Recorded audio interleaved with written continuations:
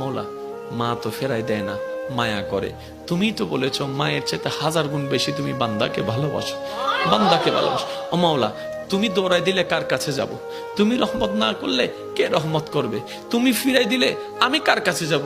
ও মাওলা, তুমি ছাড়া তো আমার কোনো উপায় নেই, তুমি ছাড়া তো আমার কোনো উপায় নেই। ও মাওলা, এবার বান্দা চোখের পানি ফেলে ফেলে কান্না করতেই আছে। সেই কান্নার আওয়াজটা দুনিয়ার জমিনে ডানাও যদি এক হাত না যায় হতে পারে, কিন্তু সেই আওয়াজটা রব পর্যন্ত পৌঁছায় যাচ্ছে, রব পর্যন্ত পৌঁছায় যাচ্ছে। যে চোখের পানিটা চোখ থেকে জোরে জোরে গালের মধ্যে শুকাই যাচ্ছে, যাই নামাজে বিলীন হয়ে যাচ্ছে। না রে ভাই, না, এটা এতটুকু বিলীন হচ্ছে না, এটা রব্বে করিম হাদিসে পাকের ফরমান অনুযায়ী আশিকের সেই চোখের পানিকে ফেরেশতার মাধ্যমে আল্লাহ একটা বাটিতে সংরক্ষিত করে রাখে, যে বাটিটা জান্নাতের মধ্যে থাকবে, জান্নাতের মধ্যে থাকবে। এমন পানি আল্লাহ পাক নষ্ট হতে দেয় না। বান্দা চোখের পানি ফেলতেই আছে, মন থেকে